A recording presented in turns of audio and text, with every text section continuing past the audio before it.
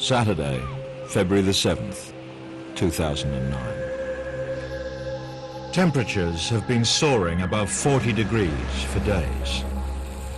Now the winds are rising and Victoria holds its breath. Well, there's simply no way of underestimating the fire threat Victoria is facing over the next 24 hours or so. During Saturday, a gale-force north wind will combine with extreme heat, and that's not a good combination in terms of fire potential. And fire authorities are warning the public to prepare for the worst. But what happens proves to be beyond even these dire warnings. It was a wall of flame that came up that mountain. Slow down, slow down, slow down. Keep it going. I remember holding Matilda in my arms, and I just thought she's just got to keep breathing. Everything was on fire around us, literally everything in all directions in the 360 degrees that we could see. He said, we're just stuffed. He said, there's no CFA. We're stuffed. We're completely surrounded. I said, can you get out? He said, we can't get out. We can't do anything. I didn't know how long I could hang on, you know. Just because I knew how bad it was up there, I thought there'd be no one coming up. This is the story of Australia's most devastating bushfire. A day of disaster as it unfolded to those who were there. Get in here! The eyewitnesses caught in the path of the firestorm that would rewrite history and change all the rules. I'd never seen anything like this, and I freely admit I was terrified.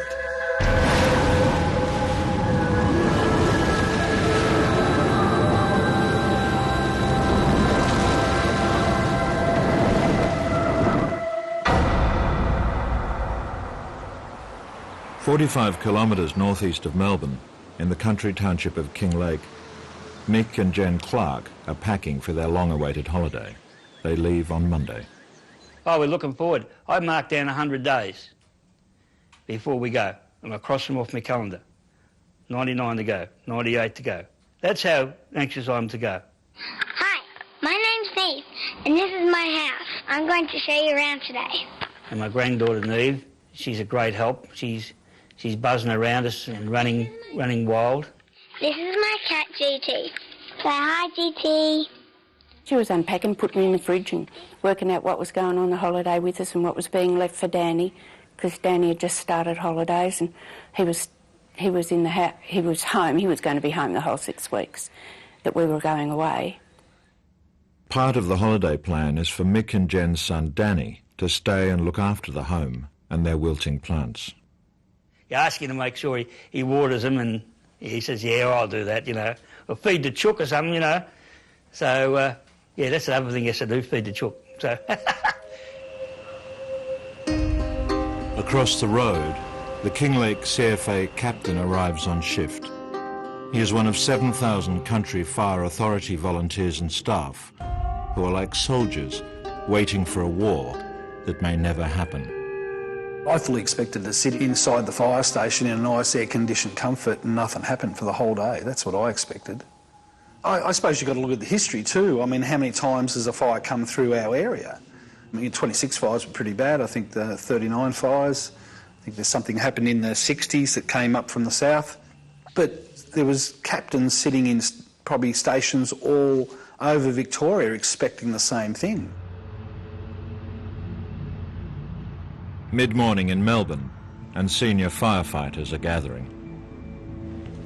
They're studying the Fire Danger Index, combining temperature, wind speed, humidity and fuel data. It measures the risk of a bushfire on a scale of 0 to 100. Today the index is peaking close to 200. In my mind, I'm worried. I'm concerned. I'm thinking to myself, this is a day that, you know, it's not going to be an ordinary day. It's going to be an absolutely horrible day. Yet I know I've faced days like this before, and through providence, nothing actually happens. If a fire does start, there's a well-established chain of command. Reports of fires from the front line are published on the authority website. Armed with this information, ABC Radio, the designated emergency broadcaster, transmits the warnings. 774 ABC Melbourne and ABC Victoria, your emergency services network. Bushfire information.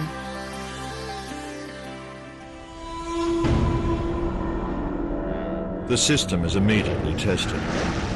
An hour's drive north of Melbourne, 60km/h winds tear down power lines at Kilmore East. A fire ignites. The Kilmore East fire, you probably had less than 10 minutes, probably somewhere between 5 and 10 minutes from the time it ignited to the time it started.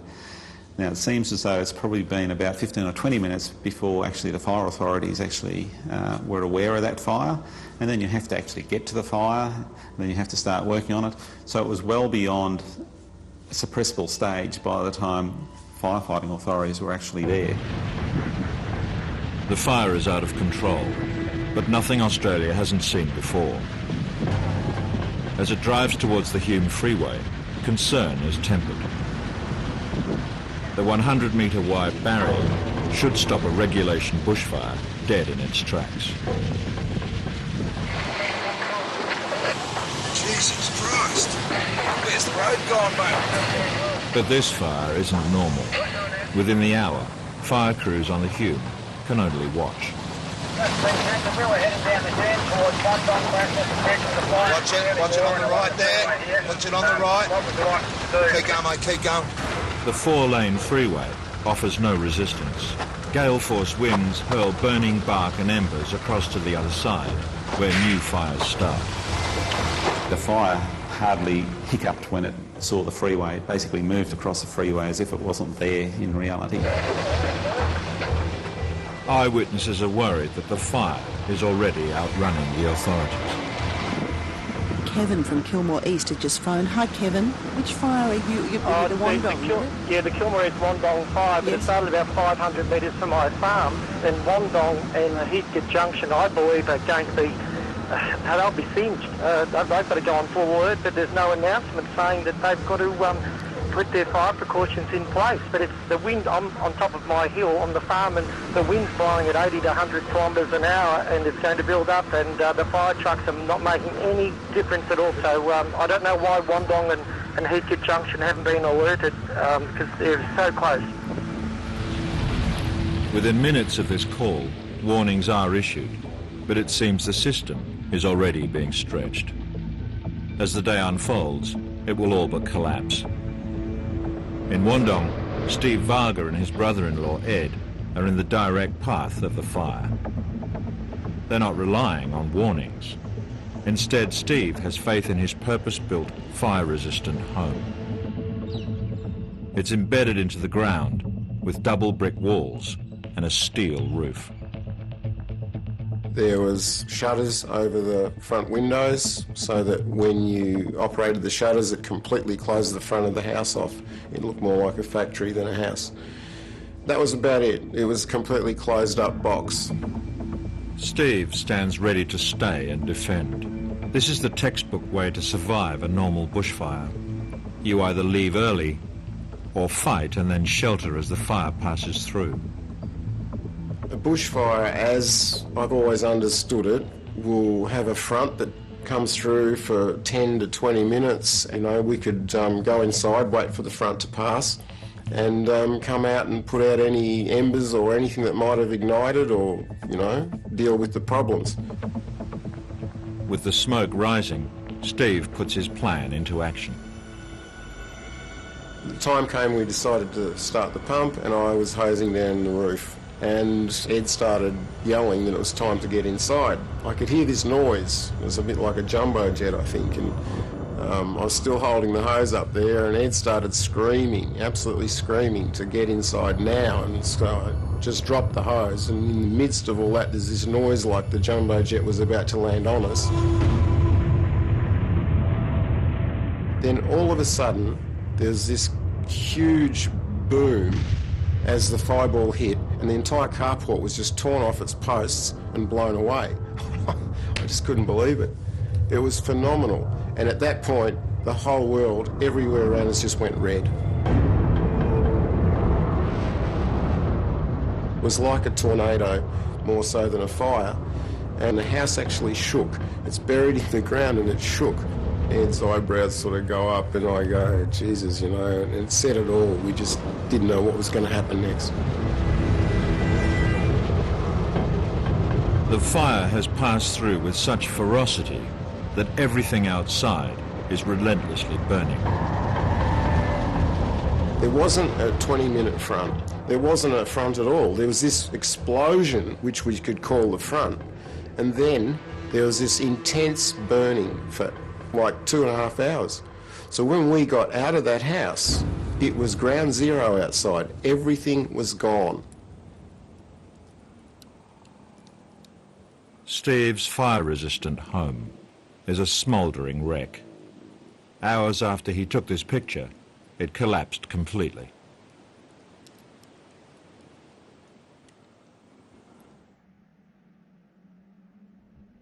The Vargas have lost everything they own. Their neighbours lost much more. Stephen Lackas stayed to defend the family home. His wife Sandra and son Bailey left with minutes to spare. Stephen perished. Black Saturday has claimed its first life.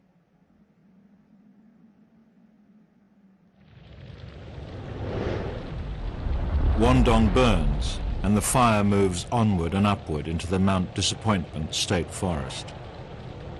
As it rises, so too does the wind, sweeping the flames to the southeast. Nestled on the other side of the range, directly in the fire's path, is tiny Strathuan.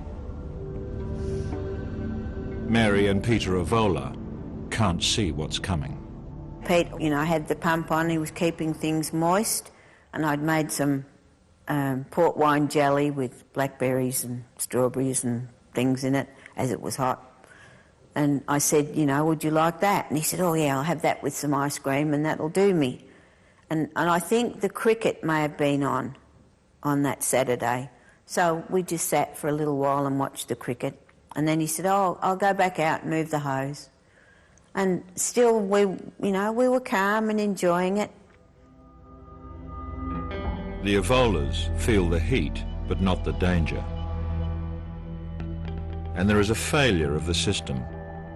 CFA staff prepare a draft message predicting that the fire could hit various towns, including Strathuan. But the warning is not sent to the control room to be uploaded onto the CFA website. Mary and Peter have no idea what's heading their way. I said to Peter that I'll just get on the internet and have a look and see what's going on. So I got onto the CFA site, but all the fires that were going on were sort of a long way away, and the time element, you know, there was nothing at all about anything that was near us. It's 46.4 degrees in Melbourne, the city's highest temperature since records began. Victoria is the hottest place on Earth. I'm in our backyard in Melbourne. It's the hottest day ever. Unofficially, the temperature's even higher. As you can see, our little thermometer, which is just sitting on the rubbish bin in the shade, has blown itself out. It's reading its maximum of 51 degrees. And I think I'm going to go back inside before I faint of heat stress myself. Victoria is becoming a furnace. A second major fire is blasting through the Black Range State Forest. It's less than 50 kilometres from where the Kilmore East fire sparked. But this time, fallen power lines are not to blame. Sickeningly, it seems this fire has been deliberately lit. It's racing towards the Murrindindi River and a popular picnic retreat. Within minutes, state emergency crews are on their way. You see the plume already within 10 minutes. It was big and black, and you see it was building. And a day like that with a strong wind, the smoke was laid over, and it's not a good sign. Yeah. And I knew straight away first attack wasn't going to be an option. Even if you had 100 tankers there, it wouldn't have mattered. I knew already, even before I got there. Jenna Pritchard, her partner Josh, and their 2 young children are cooling off down on the river when they're caught completely unawares. With 15 other day trippers, they make a run for it. I could just see this wall of flames just beside us. There wasn't bush anymore, there was just flames, that's it. And yeah, I just kept on driving as fast as I could until we ran into the DSE guys, at which point Josh told me to slow down because we'd passed the fire and it was all burnt, so we thought we'd be able to get out. I look in the windows of these cars and there's kids. There's a lady holding a baby and I was just, gee, where did these people come from? So I look back and there's horizontal flames across the road and there's no way known we could get those people back the way we came. It was then that I decided to take a stand in the river and use the river as a refuge. With fire surrounding on all sides and thick smoke descending, Jenna, 2-year-old Kayla and Matilda, just 7 months, are bundled into a DSE truck. I remember holding Matilda in my arms and I was just looking down at her while she's just laying there and I'm trying to give her the bottle and I just thought she's just got to keep breathing. The kiddies, they were petrified. Every time I opened the door up, they were screaming. The adults, I think they were worried too. I could see it in their eyes. No doctors, no ambulance, nothing could get in to help us if they suddenly stopped breathing from all the smoke. There's heaps of embers. Embers are flying across probably as quick as the wind, probably 60, 80 kilometres an hour. You just hope that one of those big trees isn't going to come and clobber the whole lot of us who are standing in the river. I did think that I would get out. I didn't think the kids would. I thought that I'm going to be here with the kids and they are going to die. And that's basically, yeah, that's what I thought. It's almost 2 hours before the fire finally dies down. Jenna and her children make their escape. I just remember just gasping for air. It's just like there wasn't a lot of oxygen in the air. It was that hot and that stuffy, and you're just breathing in smoke. You could barely even breathe. The toughest moment for me would undoubtedly be when I opened the door of one of the vehicles up where the kids were in, and I took a little girl out, and she just hung on to me so tight. And I just kept saying to her, "You're going to be okay, you're going to be okay." And I was trying to cover her from the smoke, and it was only about 10, 15 steps, and we're in the vehicle, and she was safe anyway, so it was good. That was the hardest moment and the best moment, probably. Murrindindi is the 15, 20 k's away. That's where the seat of the fire is. A keen amateur cameraman films the fire that almost claimed Jenna and her family. The wind is blowing across in front of me from my right to my left, in which direction the smoke is. But like hell, I hope the fire doesn't change direction. Just a few yards away, his heavily pregnant daughter Emma, son-in-law Jonathan, and 3-year-old grandson Otto are at home in Buxton. With the fire heading away from them, things are fairly calm. Hello everybody. There's young Otto. Emma, who is expected to produce it any day. Dear, oh dear. There was a woman actually sunbathing down at the river. One of our neighbours from the other side of the river was lounging, in a banana lounge chair with her stubby. And one of them said, there's a fire. And she said, I've been in the country 30 years, that's all right. Know what to do in fires. I'll just jump in the river, she said. I'll just jump in the river. I'm like, okay, that's a plan, I suppose. And then I kind of went, you might want to turn around because look over there. And then all of a sudden, in the 10 minutes we've been down at the river, that little plume had gone into, now it was this wide, and now it was black, and then you could look up, and it was like, the smoke wasn't going over us, of course, it was going directly across. But it was all of a sudden, it was Mount Vesuvius. It was just incredible.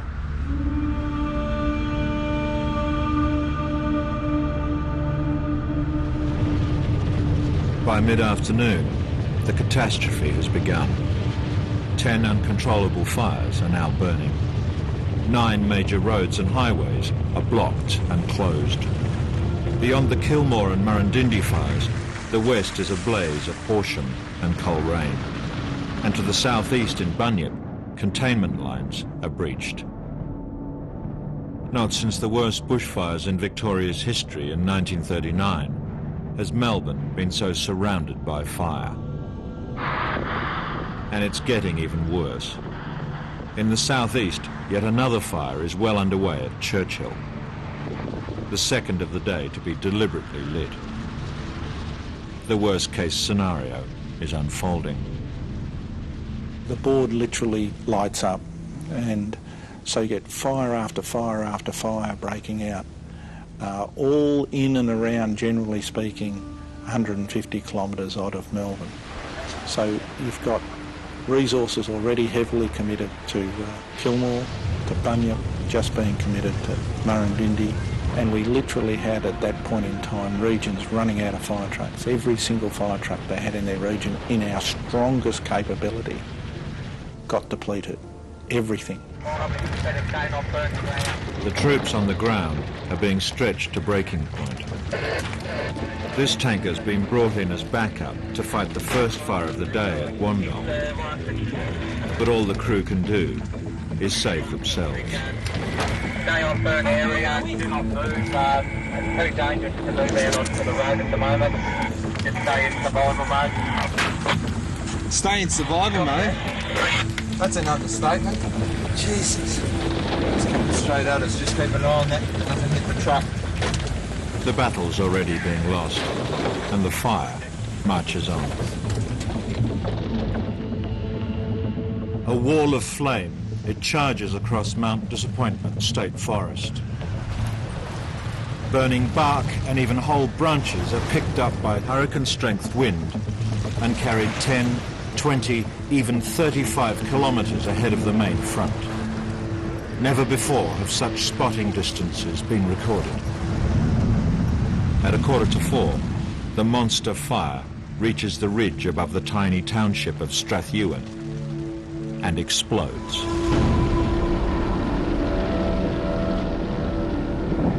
Strathewen was in a valley downwind of this major ridge, the Sugarloaf Ridge. So the embers that were being launched from that Sugarloaf Ridge into the valley area below were basically acting like a cluster bomb. You really don't have anywhere much to go because, if you like, 10 kilometres in almost any direction is being lit up with fires. We had hundreds of fires starting, and they were all starting to interact. So it's basically what we describe as being a firestorm. And I turned round and I looked at the mountains, and the scene that confronted me was indescribable, because it was spotting through the mountains, and a spot would go to the size of a tennis court, then the size of a football oval, and then the timber in between would explode, the bush would explode, and you'd have this monster, and you'd look 5-6 kilometres to the east into Strathewen, and it was burning there, and no matter where I looked, there'd be a fire, and yeah, it was like something I've never ever seen before, even though I've got a lot of experience. I'd never seen anything like this. And I freely admit I was terrified. Strathewen still hasn't been warned. It seems the town is completely off the radar.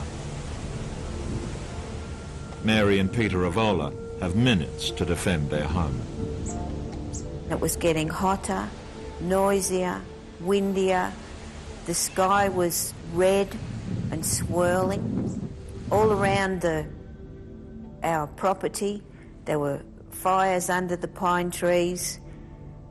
Peter was saying to me he was getting hot, his legs were burning, and we better go, get in the car. Get in the car and go, I'll follow you.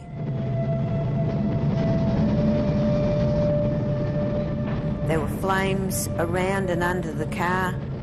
I waited for Peter, and by the time I sort of looked around, the road was on fire.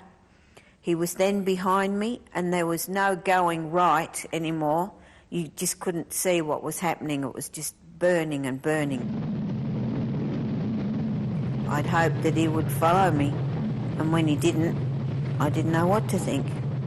You hope and hope that, you know, he's safe or he would have got somewhere, but I knew there wasn't anywhere to go, only he'd either stay with the car or he'd, you know, run for his life. It'll be 3 long hours before Mary hears what's happened to Peter. At the same time, a friend of 40 years, the local CFA captain, is trying to get into town. I'd got about 100 metres in down this road, and I thought, I'm going to kill everyone, self included, because the flames were all over the top of us, and I thought, I'm going to kill everyone, because I know the road intimately. I live on the Flaming Road, so I knew the road. I knew that it was, the bush had got heavier and heavier as we got into Strathewen. I thought, I'm going to kill everyone. You know, you're a fool, man. So I stopped everyone and we backed out. Behind us, son, behind us. As David McGay battles to reach Strathewen, refugees stream the other way. Taking to the road is supposed to be the most dangerous thing to do, but for some, it's the only choice. Mary Evola's neighbours stop to rescue others. Look, people are trying to evacuate. Get in here! Let's look down here. In here! Just come in, mate. Look at us behind us. It's bloody scary, man. I'm just wondering which way to go to get to the top of the hill. With everyone on board, they head for the presumed safety of Kinglake Township.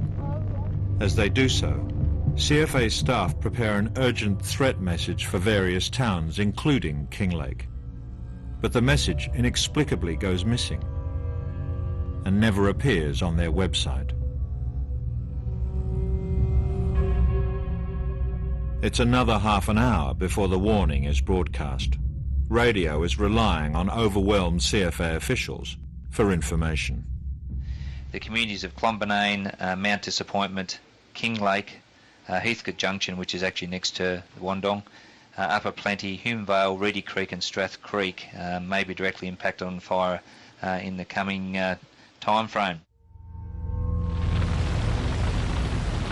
Half of the places singled out for warnings are already on fire. Kinglake still waits. The Clarks have put their faith in the CFA website. It's a case of no news is good news. Jen and Danny were on the internet checking out all the fires, what's going on, because we knew the one was in Kilmore. And we said, well, it's not going to affect us, so we're fine, we're all right. It's only if something starts pretty local we're a bit worried about, you know. 25 kilometres from the Clarks, fire is threatening Whittlesea. Mick's daughter Beck is in the town. I was really nervous, but I wasn't thinking about me. I was more concerned about my family. So to me, it wasn't coming to me. It wasn't going to get me. I'm in the middle of a town. It's not going to burn down a town, you know. So that's how I looked at it. 2 of Beck's teenage sons are at home. 13-year-old Aidan and 15-year-old Mackenzie. With the possibility of the fire coming their way, Dad Ross puts a well-rehearsed plan into action. Talking with my wife in Whittlesea, who was under threat, it was still agreed upon to stick to the fire plan and to move our prized possessions further away. So I grabbed Mackenzie and I grabbed Aidan, and Mackenzie helped me move the big, huge photo box with all our possessions without a problem. No worries, Dad. He was grass. And off we travelled to Nan and Pop's house. Mick and Jen aren't just further away from the fire in Whittlesea. They also live in a brick home, which has been designated as a safe house by the local fireguard group. That's when Ross, my son-in-law, came up with the other kids, the two grandchildren, Mac and Aidan, and the dog Jazz, and a big box of photos, and he put them out in the patio sort of thing. And it only seemed to be minutes after that that Mac came in and said, "Oh, while I'm here, can I have a cold bath, Pop?" And I said, "Yeah, go for it." And then when he finished, he said, "Well, let it out." And I said, "No, leave the water in the bath because that's always handy to have." By late afternoon, the sun is still high, but Victoria is black with smoke. And a part of the state is about to become an unlikely victim of the day's events. Yet another fire has been deliberately lit. This time, just 5 kilometres from the city of Bendigo and its 100,000 residents. Tim Pascoe is completely unaware. I'm tidying up the house, just doing all that stuff that gets neglected over the week. With the new air conditioner going, it's working like an absolute treat. It was gorgeous. I just got it put in the week before.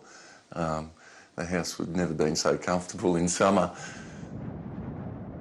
The fire is quickly spreading, but living so close to a city, Tim is one of a majority to see no need for a plan. And mobile phone starts ringing. I go outside to take the call, and it's Mum she's up at my auntie's place in Yarrawonga, and they're having trouble with their TV, so she's wanting some advice. While I'm talking to her, well, as soon as I walked outside, I'm talking and I'm looking up at the sky, and it's like, what the... Just this intense grey sky, and just the slightest smell of smoke, but it was just like, what is this? First I'm thinking it's a bomb, which seemed really illogical, but then the next thought was, no, it's a fire. It's definitely a fire. Within the hour, there are spot fires in Bendigo's outskirts. So people living in the Maiden Gully and Long Gully area are being asked to please implement their fire plans. So it's literally in the CBD, Jonathan? Not quite the CBD, but it is certainly approaching built-up parts of Bendigo. Goodness me. Standing between Tim Pascoe and a looming wall of flames is a garden hose. We've gone running out the back just in time to see this monster fireball just hurtling right at us.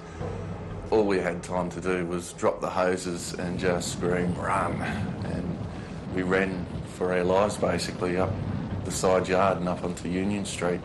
Turned around and like this first waves hit the back of the house, and you could almost shook the house, like it was a solid object hitting the house, And then there was another wave, whack, it's hit it again, and she's just gone up like that.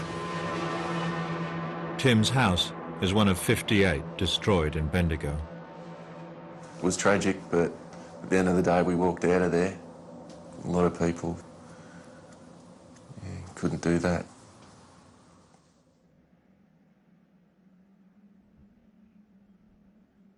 Tim's neighbour, 48-year-old Mick Kane, died in his driveway. His wife Carol and sister Jill helpless as he tried to escape.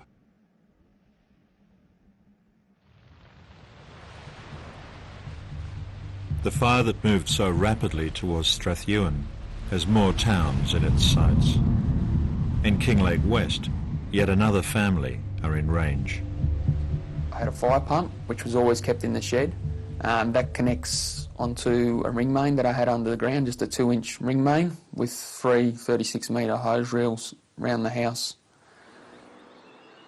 Jason Lynn has everything he needs to protect the family home. Since records began, only one person has died defending a defendable house. The plan is for his wife Ruth and their 2 young children to stay with him and shelter. But at the last minute, Ruth's not convinced that sticking to the rules is a good idea. I'm thinking what they tell you. If you're going to leave, leave early, or shelter in your house because you'll be safe. So she said to me, well, if there's a fire close, I'm going. And I said, no, you better not. I said, I can smell it. If I can smell it like that, it must be close. You better not go. And she said, please let me go. Please let me go. And I said, well, if you want to go, go now. According to CFA advice, Ruth has made the worst possible decision to take to the road when a fire is approaching. She put my daughter, Julia, was asleep in her cot, in a nappy, just in a nappy, that's it. She grabbed her and my son, and I just seen it, she said, I'm going, and she took off down the road. A few hundred yards away, Ross Buchanan has returned from dropping off his teenage sons at their grandparents'. When I came outside, the sun had disappeared. And when I looked across the paddocks, the flames were coming. And there it was. There was the fire at my place. It was disbelief, and you know, it's a nightmare. So I did my best and spraying water all around, doing what I can. Some people from the DSE race up the road because I live in a one-way street, so there's only one way out. And they come racing up the road and they said, Ross, the whole street down the road's gone. Just get out, mate. He says, I can't force you. He says, just go. And I realised, you know, we're in trouble here. It was just dead calm.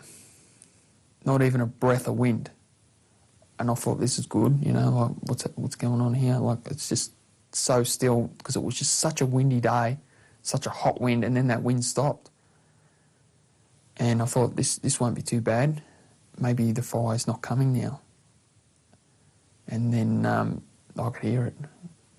I could actually hear it. I could still smell that real strong eucalyptus burning smell, but I could hear the noise of it before you could see it. It just was crashing and smashing like a storm. And then the wind picked up again, and it's with the fire come through with it.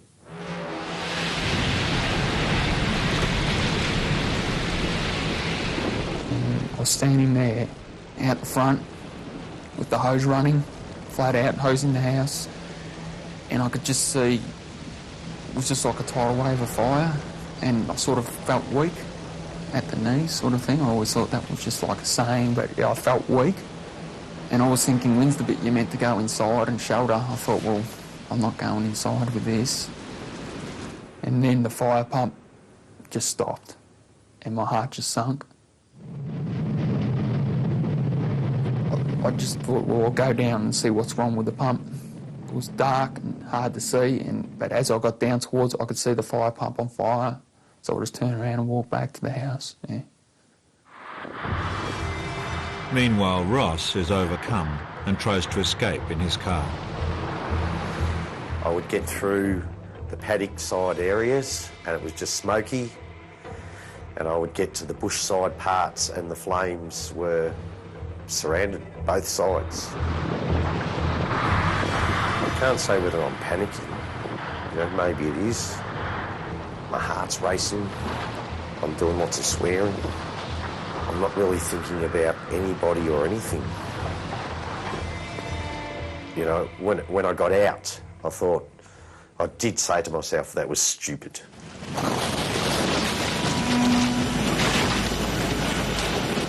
Jason's fight for his life is just beginning. I could start to see parts of the house burning. And as I'm moving away, I could hear all the windows smashing in the house, and I knew that was gone. You could see from one end to the other. It was like when they built a house, it just looked like the frame. And I could see everything perfectly. It was just brilliant orange, just bright. And I could see our bed, my wife's gym equipment, and my daughter's cot. I could see everything right through from one end to the other, and it was just all just burning, and the whole lot was on fire, and the second floor was starting to lower down like an elevator or something. It just started lowering down. Yeah.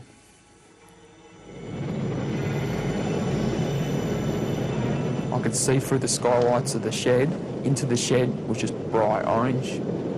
So I thought, the shed's gone. There's nothing left, just me. And then it blew up. And it sort of was just like being king hit, like it just like nearly knocked me out.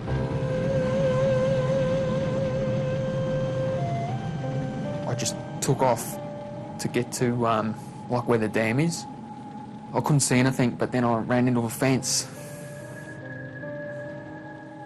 I thought, oh, you know, is this it? Just sort of, I don't know, I just sort of sat there for a while. I thought, I don't know what I'm going to do, because I'm stuck in the fence. And if I was stuck in the fence today, I reckon I could just take one step backwards and step around, but I couldn't think to do that. I just thought, I'm stuck. You know, it's only a couple of wires, but I'm stuck. Just 11 kilometres up the road, the Clarks have no idea that Kinglake West is burning. So I'm happy just hosing everything down and mucking around, and until the power goes, and that's when everything stops. Phone stops, no power, you're gone. You know, you got nothing. There's still no warnings, so the TV doesn't work, the computer doesn't work. So I've got a little radio thing and had that going, but we had ABC on listening to the reports. Still nothing dangerous, you know. 23-year-old Melanie Chambers and her younger sister Penny live around the corner. They know that the Clark's house is one of the safest in Kinglake. And the girls rang me and said, can we come up to our house, because it's deemed a safe house. It's brick, and they only lived in a weatherboard shack they rented, so I said, sure, come up. It's just after 5 p.m. At the bottom of the mountain, directly below the Clarks, a fire has engulfed St Andrews. With the ground cleared around his house, Jim Baruta feels safe enough to arm himself with nothing more than a video camera. How safe can you be? You know, I mean, you think if anyone's got a chance, it's someone like me. You know, I haven't got the trees up to the house and things like that, so I thought I'd be fine. But then when the fire came, it was nothing like I'd expected it to be. There it comes. You could hear the noise. It sounded like trains or jets coming towards you in the distance. It kept getting louder and louder.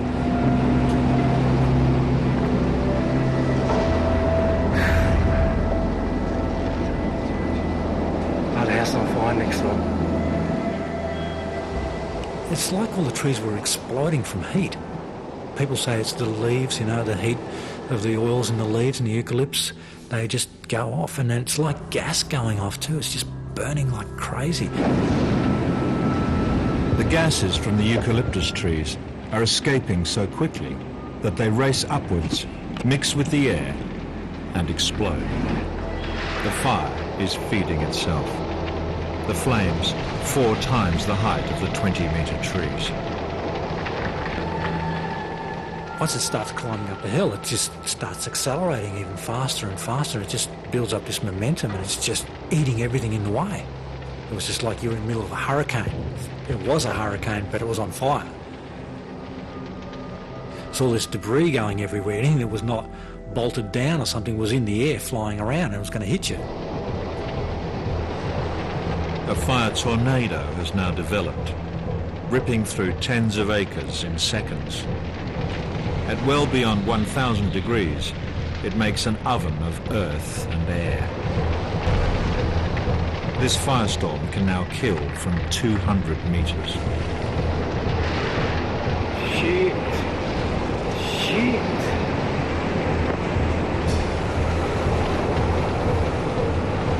I stood behind the brick pillar out there, and there's no way, if you put your hand out like that, it would have been burnt. It was like putting your hand in front of a furnace. And then I realised that there was a problem with the air that I was breathing. I wasn't breathing properly. The fire is less than 300 metres away. Jim's in danger. Not of being burnt to death, but of suffocating. But he's got a backup plan. And I thought, I've got to get out of here, and I've got to get to the bunker. I had to step out into the storm with my back to it, and it was all hitting me on the back, and I walked past the side of the house, into the bunker, and I shut the door. Whatever was going to happen was going to happen, and I couldn't stop it. The fire sweeps over Jim, and he survives. Less than 5 kilometres away, at the top of the mountain, the Kinglake CFA captain is trying to stop confused residents fleeing towards the flames. People were stopping and saying, what can we do? And I just said to them, well, you can't go down that road because I've just come up from there and it's just blocked by fire. I'm not real sure on Kinglake West. I heard that the fire had come through a fair way there. And I don't know what the road to Hillsville's like, because the fire, you could see the plume of smoke from where we were heading across that way towards the Melba. So, to give anyone advice on actually which way to go just didn't seem right to me to say, oh, look, you can go that way, it's safe. And I mean, the only thing I could say was, look, I think all I can offer you is the main street of town, because this is where I'm going to be.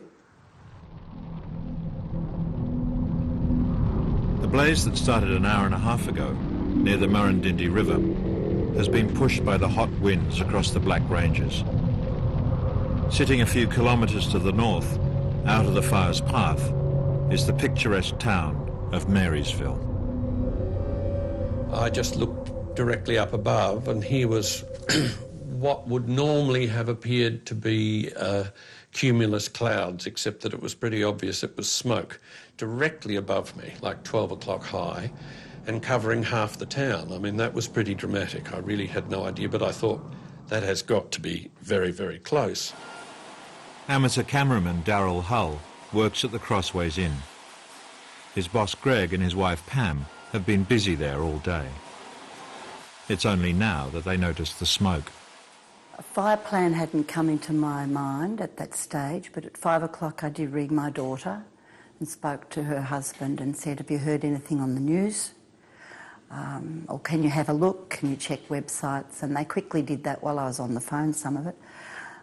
There were no updates at that point, about 5 o'clock, and I just said, we'll try to keep in touch. This feels to me very grim. The sensation was that I don't think we're doing a night's work tonight. Something's very, very close, so we had to keep our eyes on it. At which point I started to walk towards the oval just to see what was there. And the first shots I took of the oval, it was empty, which I thought was unusual. The rule in town was, if ever there was trouble of any kind in town, that you'd head to the oval. And after I'd been filming for a while, I heard the siren go off twice, and I'm thinking, right, danger is upon us, and then it cut out. However, the siren is not to alert locals, but CFA members. And because they're already out fighting fires, it's switched off. When the siren cut out, I automatically thought, false alarm. OK, I don't have to worry to the degree that I would have. If the siren had kept going, you would know we've got trouble. They're sprinkling the house, and Jonathan's up on the roof. He's filled the downpipes with rags. Just 10 kilometres north of Marysville, the Densoms in Buxton have been preparing their home for well over an hour. As city dwellers for much of their lives, they've never confronted a bushfire before. I'm interested in how much of our way we'd set up the fire plan and stuff, how much it was predicated on not wanting to look bad, that we're not idiot blow-ins from the city, that we're just as tough and fire-hardy as the locals. Jonathan leaves the hosing and his pregnant wife to take a look at the smoke from the nearby ridge. Just as I'm looking at it, dully trying to make up my mind, the flame came up. I could see the fire at the top of the far ridge, which is probably about 2 kilometres away, maybe a bit less. The big ridge above Buxton. I could actually see the flame. And all of a sudden, instantaneous decision. The moment I saw that, I went, what am I doing? That's enough. Let's just leave while it's safe. Why don't we just leave now? In Kinglake West, the fire has passed through, but the area will burn for many hours yet. This house is saved, but just down the road, Jason Lynn lays in the middle of his paddock, barely conscious. Everything around him destroyed. And then his mobile rings. His boss is on the line. He said to me, I can remember him saying to me though, get in the dam. Yeah, get in the dam. So I kept going. I don't know if I just hung up on him or what. I just thought, yeah, I'll try and find it. I'll give it another go because it's just getting too hot laying here and I'm just getting too weak. So I just crawled along and I felt the downwards bit and I just crawled down, felt where the water was, turned round and just crawled in backwards and just lay there. I didn't know what was going to happen to me. I didn't think anyone would come up. I didn't know how long I could hang on, you know. If I die like this is just worse. And I suppose too, I was actually thinking, like, my kids, what will it be like for them growing up?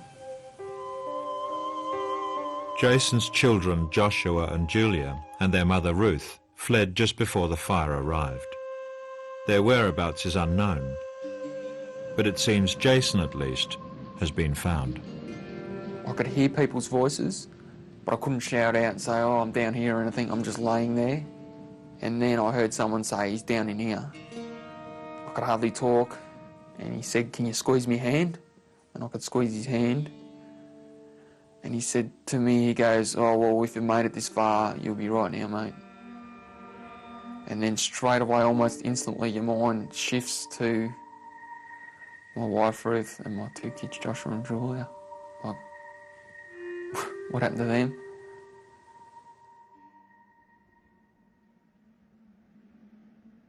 Jason's next-door neighbours have already lost their fight to survive. The former Channel 9 newsreader, Brian Naylor, and his wife, Moiri, were fully prepared to stay and defend. 14 more perish in Kinglake West alone.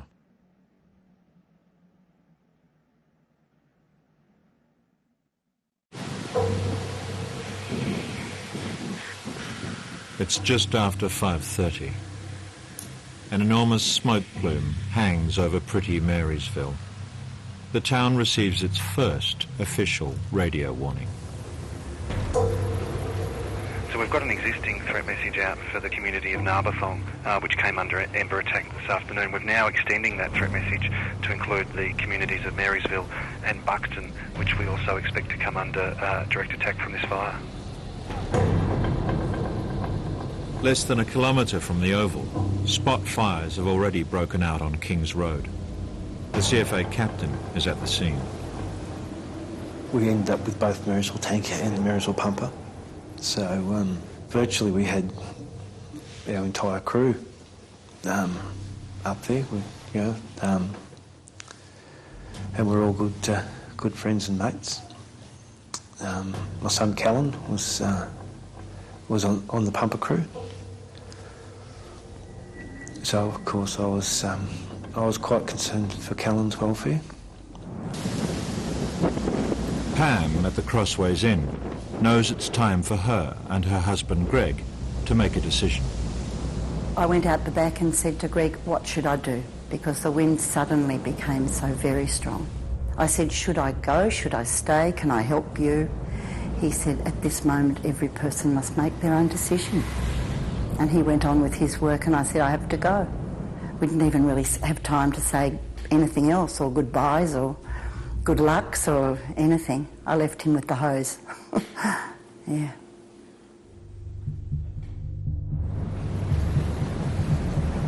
"6:15, and CFA strike teams from other towns are on their way to help.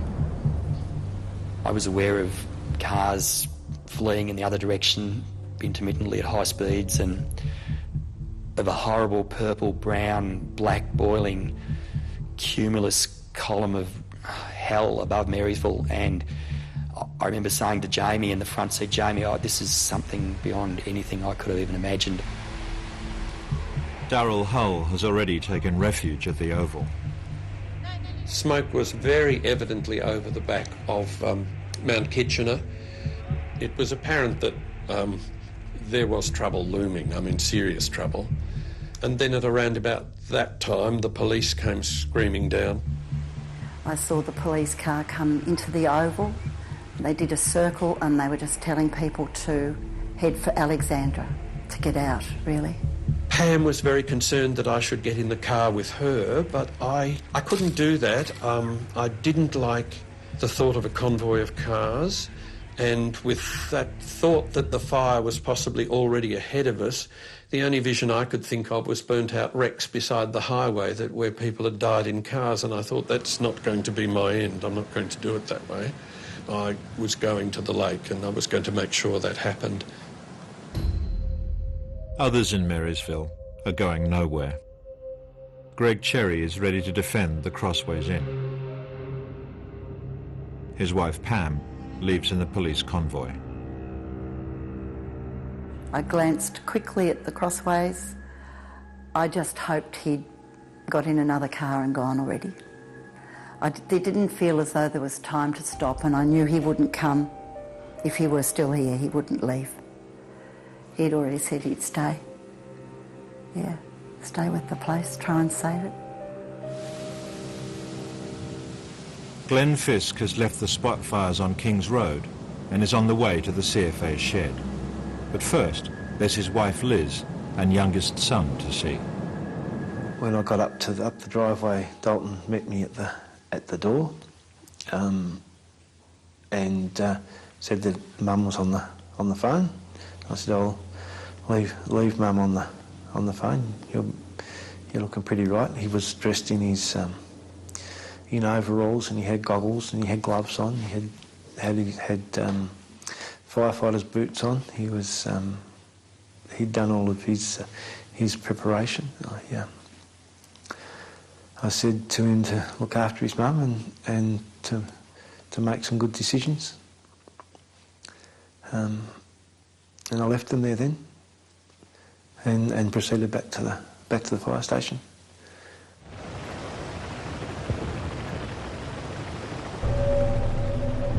By early evening, 90 fires are raging right across the state. Another major blaze will soon start at Beechworth. Towns have already been obliterated.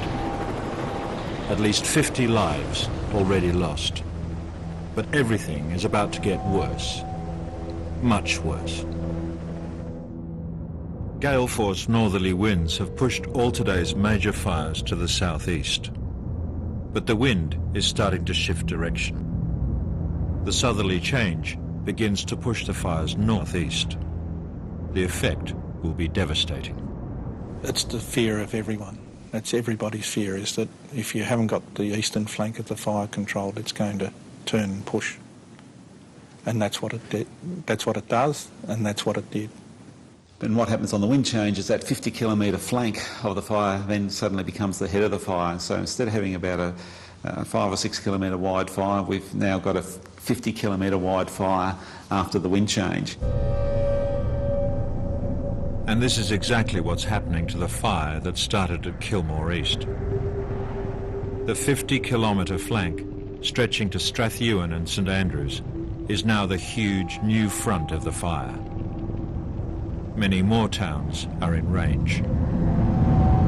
At the top of the mountain, King Lake is one of the first in line. No panic, no fear, none of those emotions. Just put the plan into action and the fire will go over the top of your house, and then when it's gone over the top of your house, you come out with your mop and bucket and you put out the embers. We knew the plan. We had been told it 100 times. We knew it off by heart. The Clark's house is full. Mick and Jen wait with son Danny and their grandchildren, 15-year-old Mackenzie, 13-year-old Aidan, and 9-year-old Neve. Neighbours Melanie and Penny, the Chambers sisters, also shelter. I was still in shorts and a shirt and thong sort of thing. And Danny, my son, come out and told me to go and put your fire stuff on, your woolen jumper and your tracksuit. And I said, yeah, righto. And he said, you know, I'll just spray out here with a firefighter. He was going. So I was lucky he come in and told me to do that. So that was one thing and he's still arguing with me and saying, you're silly, you're doing the wrong, you're doing this wrong, because he always said that to me anyway, I was always doing something wrong. So anyway, he made me go and change, which was good. I started to get told the kids to get into thicker clothes and help Neve get into hers. The two young lasses down the street had come up by this time and they came in with their animals, and I said to them and to all the children, we need to wet some towels and put them in front of the doors. 5:58. King Lake has been warned once on the radio, and an urgent threat message has just flashed up for the first time on the CFA website. But with the fire racing towards the main street, warnings are now irrelevant. There was a lot of smoke, a lot of embers and wind. There was people crowding into the fire station, people panicking, kids or people crying. It was crazy.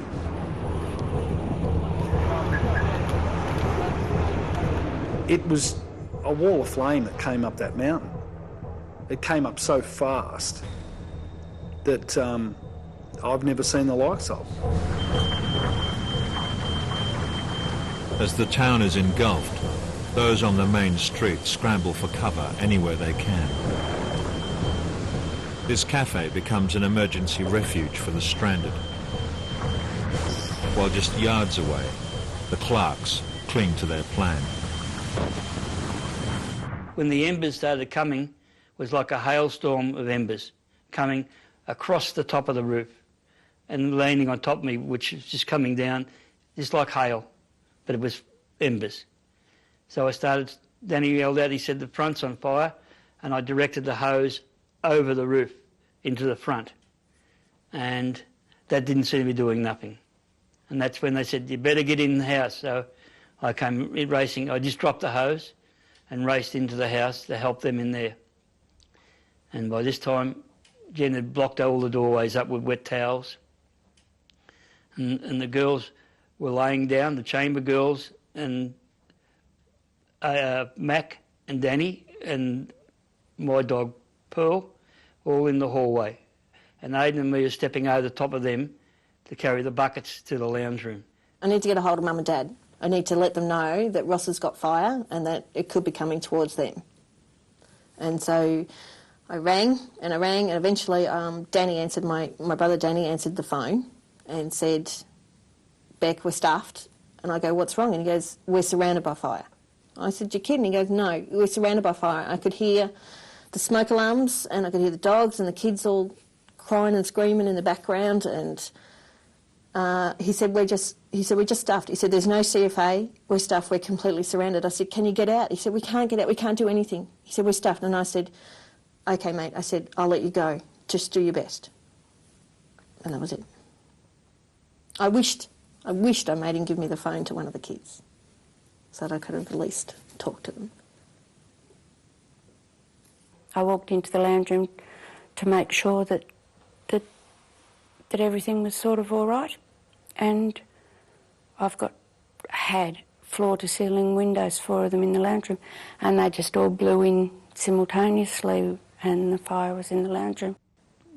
They were breaking and popping, and then the curtains caught on fire, which we hadn't taken down. There's another thing we had no time to do, which we knew we had to do. So once the curtains caught on fire, the smoke filled the house up, and you just couldn't breathe and see. And Aidan and me are carrying buckets of water, and we're throwing them on the windows, trying to douse the fire.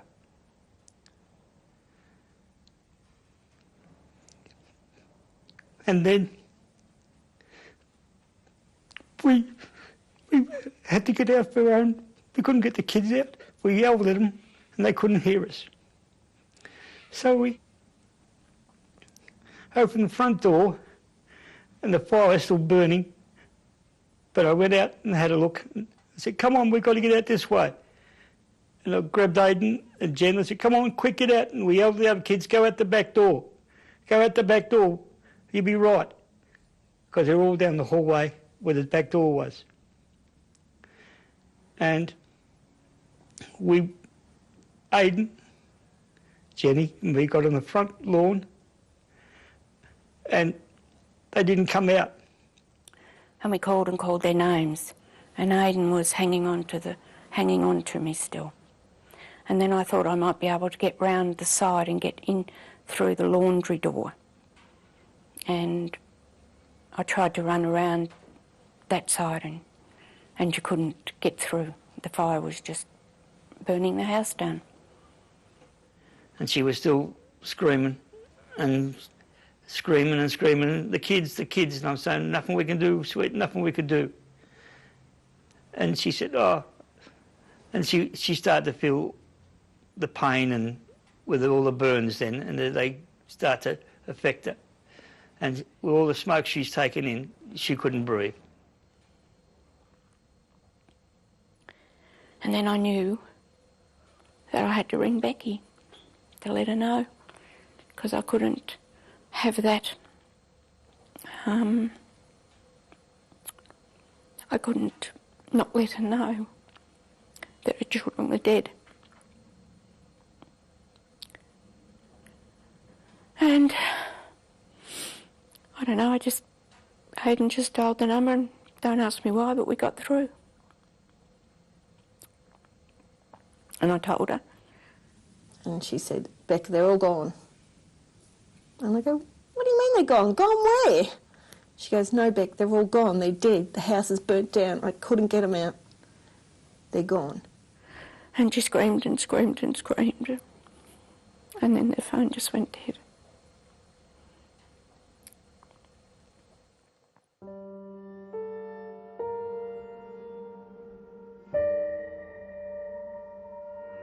Danny Clark, his 15-year-old nephew Mackenzie, neighbours Melanie and Penny Chambers, and little 9-year-old Neve, all lost their lives trying to protect one another in the same home.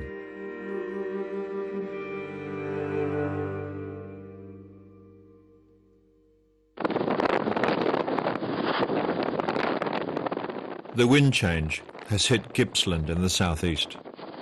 The fire that started at lunchtime in Churchill is now being pushed in a completely new direction.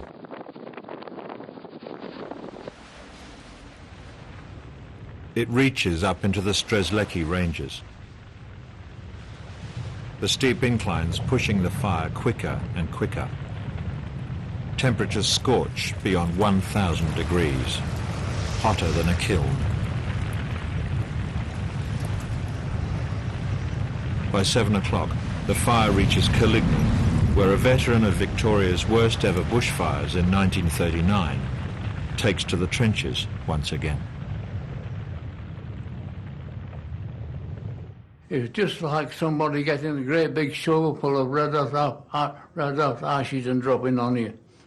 All of a sudden, you know, it was pitch black with smoke and that and heat, and we knew it was there, but it Jenny can fight it, but this particular one, it just seemed to hit you. You hadn't a chance. Charlie and his neighbours received their first radio warning more than an hour after Caligny begins to burn. We are bringing you information as soon as it comes to hand, and as we speak I'm handed a printout here of an urgent threat message. The Glendonald Road fire is currently burning in and around Traralgon South and Caligny North and South. Residents may be directly impacted by this fire. I reckon the fire was drying the spray out before it hit the ground. And I was still very confident. I got the hose, plenty of water, plenty of power. And I was busy on it, you know. All of a sudden the water cut out. I didn't know why. And I was done then. I had to get away from the house if I could. I couldn't stand up, and I got my feet into the ground like that and kicked myself along and on my elbow, you see. Sat half lay there watching the roof falling in. And at that stage, I wanted to put him on, and I was buggered. 7 o'clock in Strathewen. It's more than 3 hours since the cluster bomb of fires enveloped the town. Mary Evola's still not heard any news about her husband, Peter. He was behind me in another car. And, he'd gone off the road a bit further up, and I'd sort of waited for him and expected to have him follow me. But, at that stage he hadn't, so he was up there somewhere. The infernos burn so ferociously, it's only now that CFA crews can force their way in. Well, I came over the hill, and the first sight I saw was a young chap that was driving me, his parents' house fully enveloped, just a blazing inferno.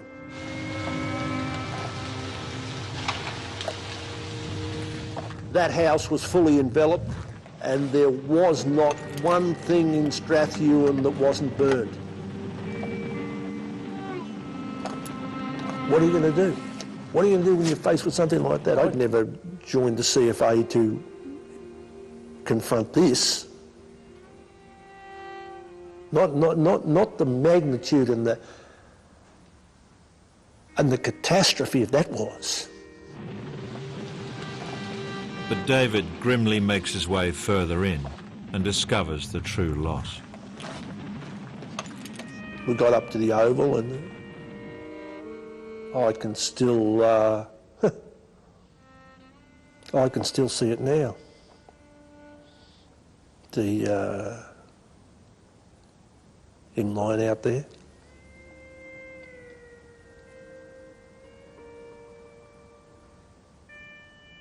David had known Peter Evola for almost 40 years. Peter never did make it through the fire as he tried to escape in his car. He waved his wife Mary on, hoping that she at least would survive. And apparently Peter must have got out of the car, and he ran from where the car was, through a field and across the Oval, and he was only perhaps 400 metres from where I got to safety. And he wasn't burnt, he just suffocated. He was still a whole person. And he was only that far from me.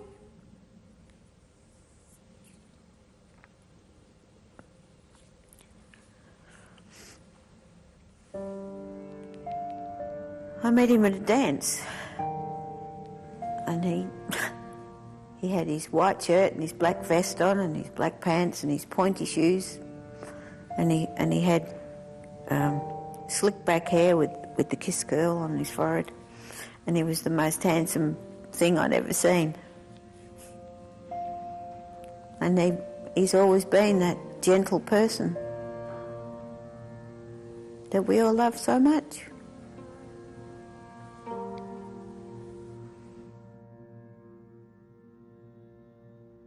Peter is not alone. Hayden McMahon was due to start a graphic design course the following week. This is the last photograph taken of him. Robert O'Sullivan should have been celebrating his 48th birthday. He was fully prepared to stay and defend.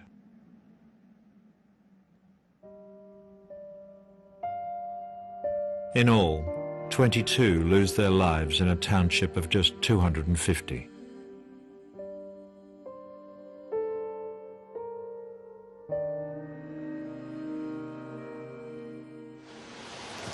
Red alert, we can actually see the fire from here.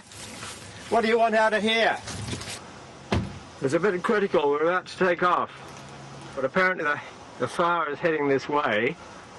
In Buxton, the wind change is upon them.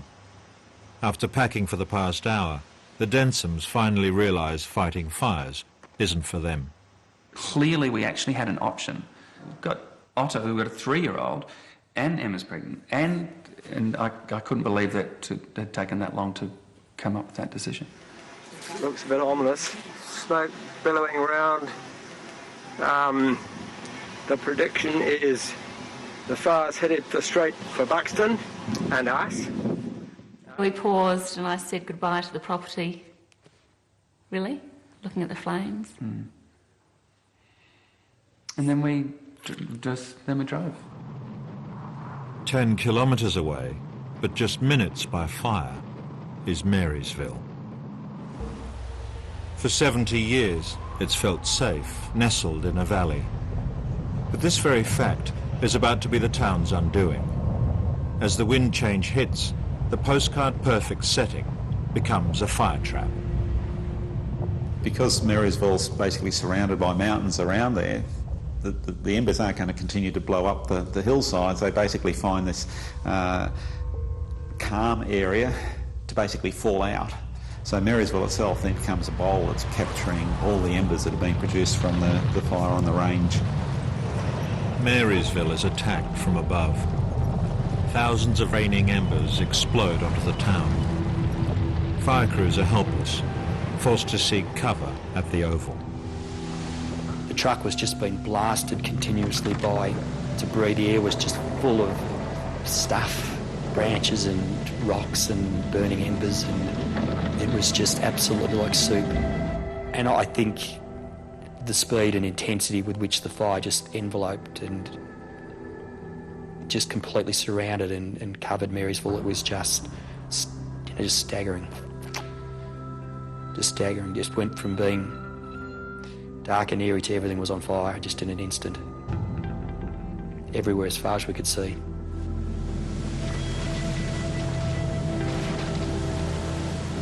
With the town burning, Darrell Hull, guided by a hand of fate, swims to the middle of the town's lake.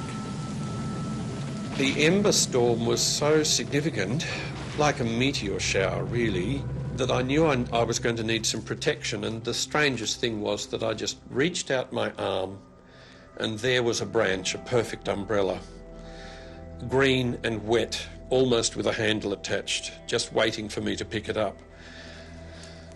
And I suppose I had that uncanny sense that something was looking after me. There's Johnny in front with the trailer. 29 minutes. There seem to be fires all over the place. The Marysville Inferno is already chasing the Densoms, but they have no idea about this or any other fire. We had been listening to ABC radio all the way in the car, so we were trying to keep on top of where the fires were, because the potential was that we could have been driving into a fire that we didn't know about. And we were going, what's going on? Because we knew how close the fire was to Buxton. So they weren't even then giving Buxton warnings, let alone saying Buxton was under any kind of attack, which we know that it was by 7:30, 8 o'clock. So that was, Emma made a really good point, that we knew some stuff about the fires that's not being said on radio. So what else is not being said on radio? Having survived in the lake, Darryl has made it to the Oval. I just started filming as carefully as I could, you know, the horror that was going on around us. I suppose I was just amazed to find myself there, that I'd got through it. I had no idea if anybody who'd tried to escape town had escaped town, and I had no idea of what lives might have been lost in any of the buildings I saw. It's very hard to stand on the Oval and realise the entire town was going up. It was just impossible to think about. Everything was on fire around us, literally everything in all directions in the 360 degrees that we could see. Every building was on fire, every bit of vegetation was on fire. There was all the gas cylinders in the town were venting and exploding in huge fireballs, and there was shrapnel flying around and trees were burning through and falling down, and it was an incredibly dangerous and hostile environment. And the horrendous and the frustrating part of being trapped there was that our pages were going off incessantly with fire calls, with pleas for help for people that were trapped in houses and trapped in cars on roads, and it was just an endless procession of pager messages pleading, begging us to help, and we could do nothing. We couldn't even move off the Oval. Patients are slowly trickling into hospitals. The Northern is the nearest emergency department to the worst-hit areas. One of the first patients to arrive is a 35-year-old man from Kinglake West. His eyes are melded shut. He's motionless, but somehow alive after sheltering in a dam as his home burned. I can remember Dr. Helen coming in and introducing herself and asking me questions, how I felt and that, and saying that, you know, I'm in the hospital now sort of thing, and that I'll be all right. He had significant difficulty opening his eyes, and I would need to raise his eyelids. I would try to get him to engage with doing that. He just couldn't. So there really wasn't much communication at all. What he certainly did say was, "Where is my wife? Where are my children?" Jason's wife Ruth and their 2 children fled minutes before the fire arrived. Hospital staff will try to discover if they're still alive. In the meantime, they do manage to call Jason's mother. I said to her, "Oh, I don't know where Ruth and the kids are, you know." And she said, "I'm sure they'll be right."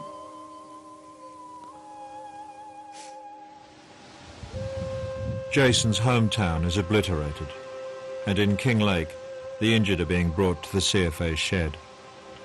Among them, Jen Clark, who has suffered 30% burns and can barely breathe. Her husband Mick comforts her, but there is no comfort. They've lost a son and 2 grandchildren. No one seemed to know what was going on. Everyone was telling everybody that they're trying to get help in, the ambulances are coming, and we knew they weren't coming because they couldn't get anywhere. They couldn't get up any of the roads to reach us. And the helicopter couldn't land because it's full of smoke and fire. There's nowhere for it to land. So we knew that was out. There's no anything. There's no medication. There's no nothing. And someone, I don't quite know who, broke into the doctor's office and stole, well, it didn't steal, but got the oxygen and brought it over. At this stage, I'm feeling terrible. I think I was going to lose Jen. But then that'll be the end. That's what I thought. I'm going to lose her. I didn't care. I felt it was probably right, you know, in a sort of a way. That you know, I'd been the one on duty, and I'd not got him out. That's it in a nutshell. That's what I felt. And all of a sudden these police arrived from sort of nowhere, 3 carloads of them. And like God sent they were. Yeah. Really good. The police will convoy the Clarks to Whittlesea, 25 kilometres away. A medical relief centre is being set up in the town. Their daughter Beck is already there when her husband arrives. Someone came and said, Beck, I think Ross is here. So I came out looking for him, and it was just, you know, hug and hold each other and cry our eyes out together. So, and he, you know, asked me all the same questions, you know, are you sure, you know, is this for real, is it whatever, you know, and I just said, yeah, I said I spoke to Mum, you know. So, yeah, that was about it. What do you do? What do you do? And so, you know, we just held each other and cried.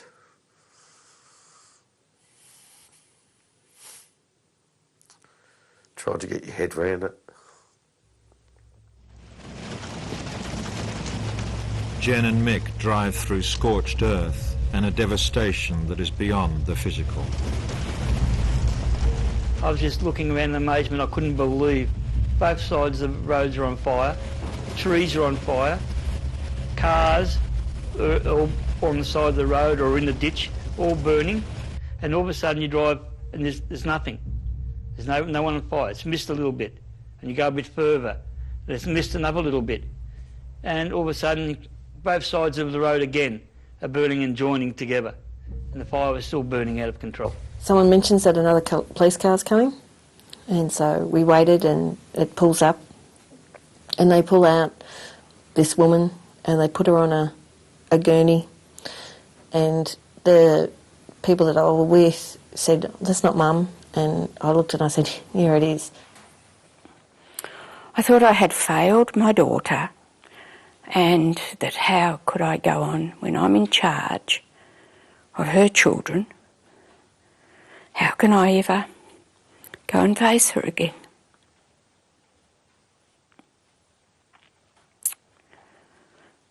And so, yeah. She was covered in blisters on her arms, and her legs were just burnt and blistered, and she was quite messy and looked like she was in a lot of pain. Then Becky came in and she said, came over to me and she came down, she said, don't you fucking die on me. Don't you dare fucking die on me. I need you. I cannot get through this without you. Don't you dare die. So I thought, no, I better bloody not. Jen Clark only just survived trying to save her loved ones. Others in Kinglake died doing the same thing. Rob Davey and his wife Natasha lost their lives alongside their 2 children, Georgia 3 and Alexis 8 months, at their home on Baldspur Road. 15 perished on this one single street.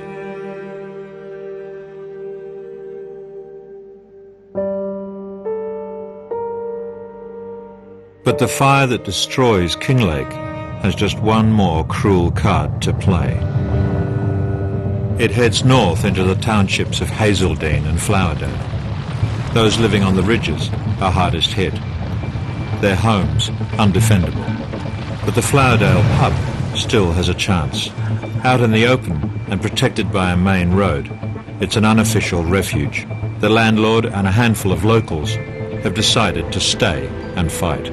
When it got dark and you could really see the fire coming through, you know, in the ranges and everything, and, you know, that was both a spectacular sight, I've got to admit. It was quite mesmerising.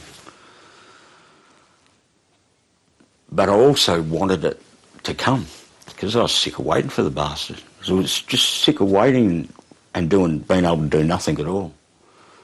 we're all beginning to get very, very scared. We're all getting very, very conscious of what's about to take place. And we could see it coming from the Kinglake area towards us as well. So by this stage, it's almost 360 degrees around us. We had fire bearing down on us straight down the highway, coming through the kind of paddocks, coming up the creek. We had fires behind the pub. We had fires just to the north of the pub. There were spot fires just wherever you looked, and it was a matter of just going over there or yelling at someone else to get out there if they could. It attacked the rear paddock closest to our motel units. We had just a fence line that was about 1 metre from the units, and I remember we made the conclusion it wasn't going to get past there. We weren't going to let it get past that point, and we just hit that paddock, and we made sure it didn't get any further. You know, we really didn't have much to fight an actual fire with. You know, it was bucket and mops. It was chaos. It was absolute chaos for hours, absolute hours. But Steve and his mates are in luck. A drop in the wind and a gust of local initiative favours the defenders. After fighting for 6 hours and more, the 90-year-old timber pub is saved. You know, we weren't CFA people. We weren't under any, centralised management. And it just seemed to me that people seemed to know with a kind of instinctual thing how to work together and kind of what to do. In the surrounding hills, there is only sorrow. The fire that started over 12 hours ago at Kilmore East has claimed 9 more lives in the precincts of Flowerdale and nearby Hazeldean.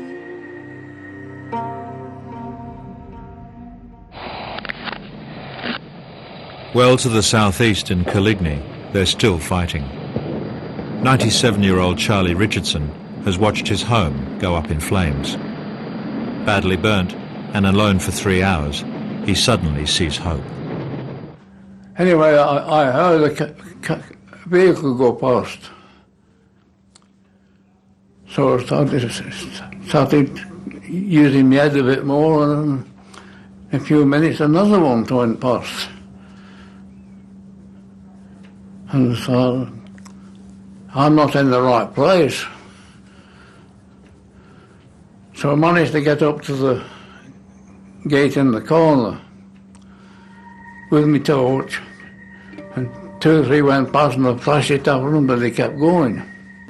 So I struggled on and managed to get to the mailboxes on the main road.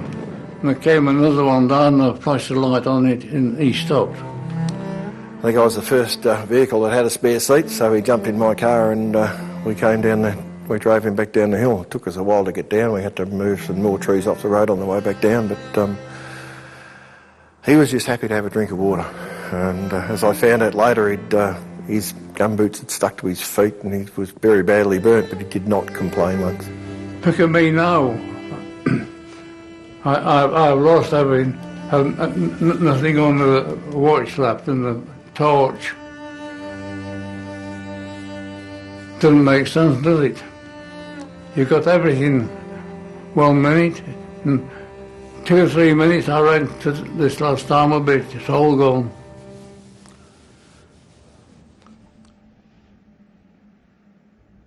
"11 of Charlie's neighbours perish in the pitiless lottery of the fire.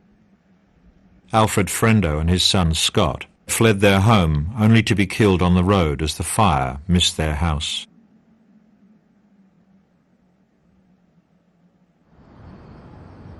"10 o'clock in Melbourne.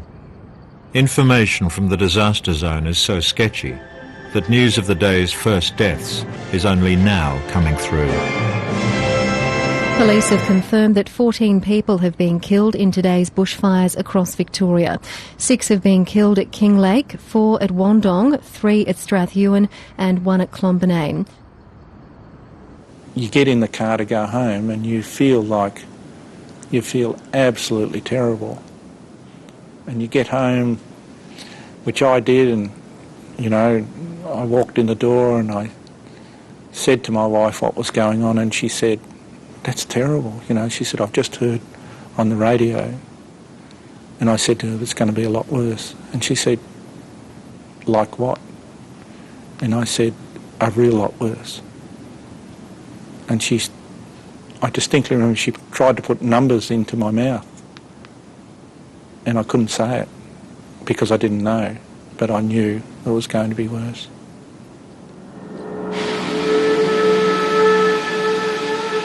For those in Marysville, it doesn't look like it can get much worse. The fire has moved so quickly and communications are so stretched that the tragedy here is not known to the outside world. There's been an update from the DSE on the Marysville Township. The DSE understands that everyone's safe in Marysville and they're assembled at Gallipoli Park. So just repeating that, the DSE understands that everyone is safe in Marysville and they're all assembled at Gallipoli Park. I remembered ringing my wife up at Marysville when we were on the Oval, and she was at work at the Northern Hospital, and she's a wonderful CFA wife, and she knows the score, and she knew that she could see the fires and all the ranges, and of course the hospital's been impacted by fires, and she never has a mobile phone on ever. And the phone rang a quarter of a ring and she answered. And I said, "I'm okay." And she said, "Where are you?" And I go, "I'm in Marysville." And she said, "Oh, well, that's fine." And I said, "No." Nobody knew. Nobody knew about Marysville at that point. And I said to her, "The whole town is gone, Mandy." And she said, "Oh, it can't be." And I said, "The whole town is gone." And it was. For those who managed to escape, refuge has been found, but confusion reigns. Pam from the Crossways Inn is safely in Alexandra, 40 kilometres away, but she's frantic for news of her husband Greg, who stayed behind. I would hear from one source that he was okay, and then I met other people coming in saying, "We haven't seen him and the Crossways is gone." So I was getting different reports really all night. People thought that everything had burned. So I'd actually sent phone texts to my brothers saying, "I believe the Crossways is gone." I haven't heard from Greg. Pam isn't the only one desperate to know of loved ones. The CFA captain returns home with a local policeman to discover if his wife and youngest son have survived. We went around up the driveway. The driveway's fairly steep. We get up to the top of the driveway, and it's very hot.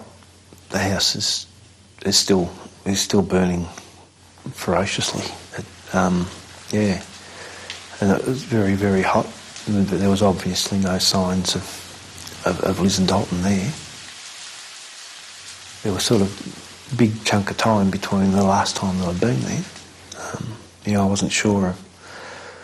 I really wasn't sure of what had happened. I was hoping that when there was no obvious signs of them, I was hoping that they got away, that they weren't there was what I was hoping.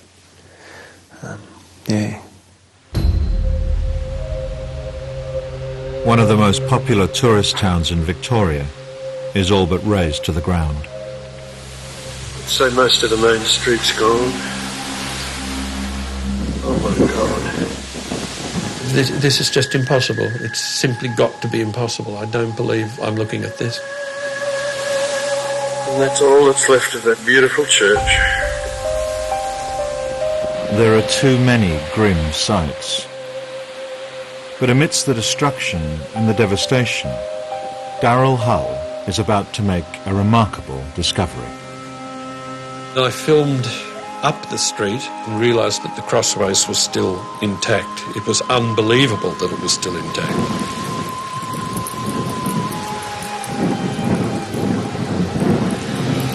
Greg has saved the Crossways. Pam's husband Greg has spent half the night throwing water on the crossways, the other half sheltering for his life.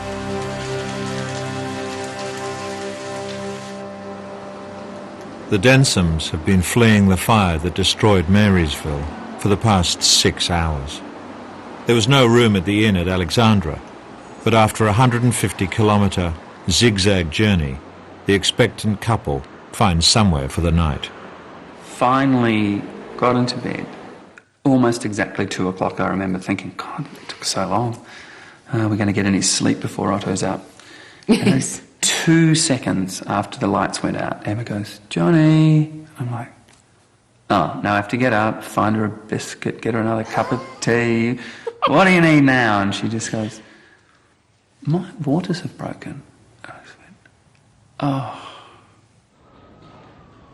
While the Densoms make their way to one hospital, at the Northern Emergency Department, one of the patients, Jason Lynn, has every reason to fear the worst. A priest who has searched for his wife and children returns.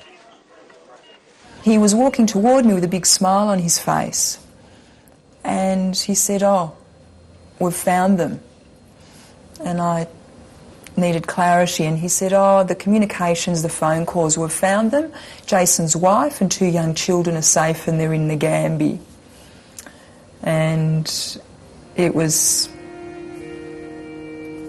certainly a response of, that's fantastic for this young man.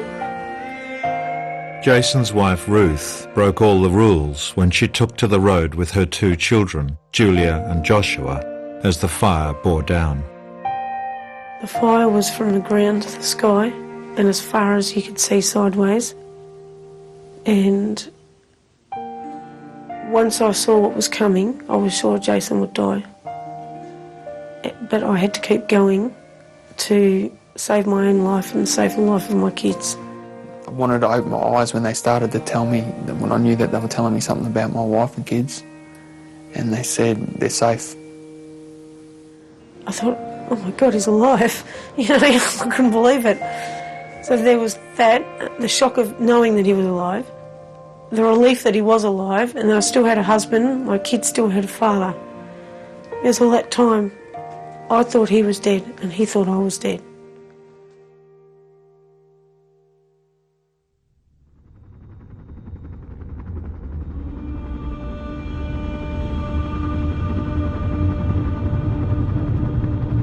Sunday, February the 8th, 2009, Marysville.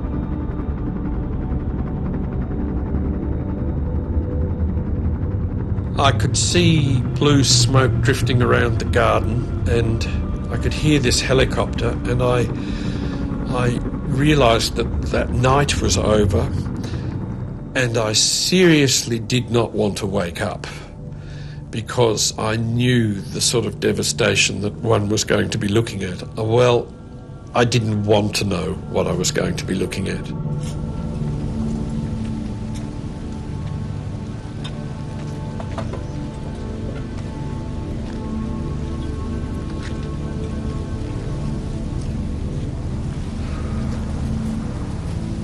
At first light, I decided that I need to go back to home and have a look.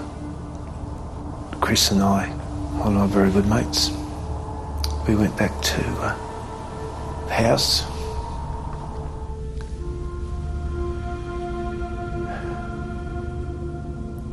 And we found Liz and Dalton.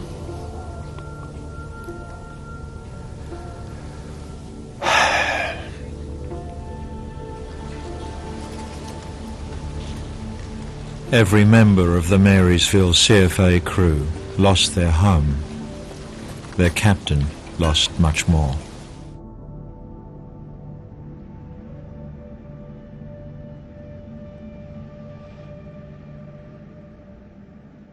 As Glenn tried to defend the town and its people, his wife Liz and 15-year-old son Dalton perished trying to save the family home.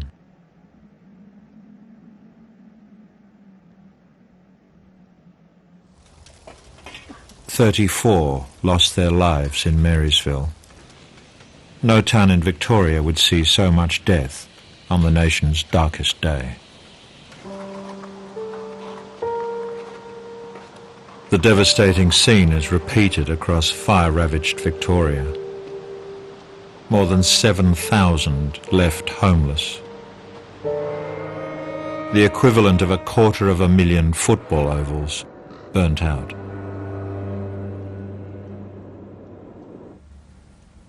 The next morning, I just remember the greyness of the road. It was just like ash, and it was barren and grey. And you want to look at what's happened, but everything looks like a bomb went off and there's nothing there. And then all of a sudden, green and normality in just a few 100 metres, not even a kilometre from where it had all been. It was fine, just like nothing had happened. But there is new life amongst the ruins.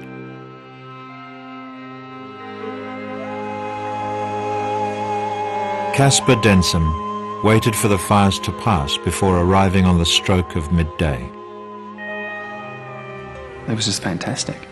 And yet, while you're having that feeling of, wow, this is just brilliant, you just couldn't lose that feeling of, at the pit of your stomach, that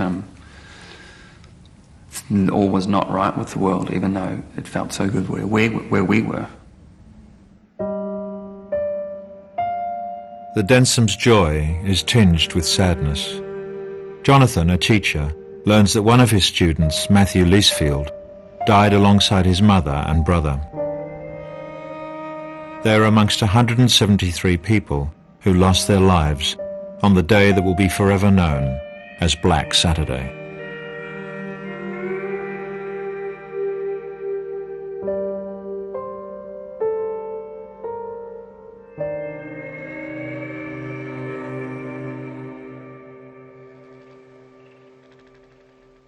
For those who survived Australia's worst bushfire disaster, life goes on.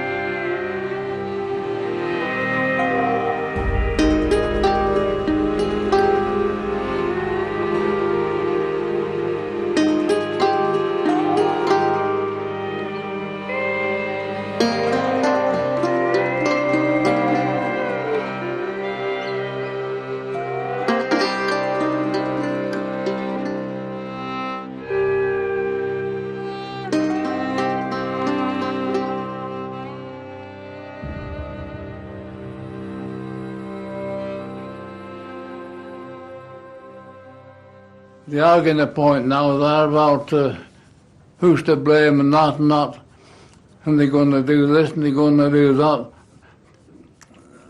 I don't care what they can do, and the day like that, nature will take over.